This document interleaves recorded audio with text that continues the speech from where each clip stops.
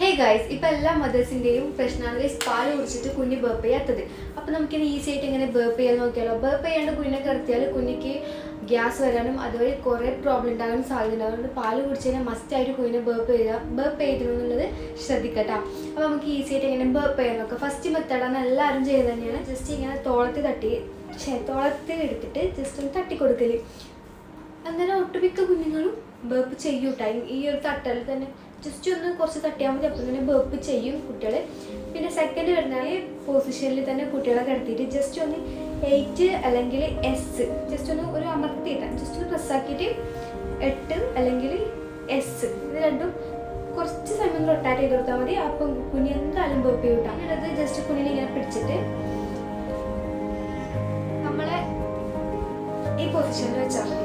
കുഞ്ഞിതാത് നേരെ കിടക്കുന്ന ഒരു പൊസിഷനിൽ കുറച്ച് സമയം വെച്ചിട്ട് ജസ്റ്റ് ഇങ്ങനെ കൈയോടെ ഇങ്ങനെ ജസ്റ്റ് ഒന്ന് പ്രസ് ആക്കുന്നത് കുഞ്ഞ് ബേപ്പ് ചെയ്യും കേട്ടോ. അപ്പോൾ എല്ലാവരും ഇത് ട്രൈ ചെയ്യും.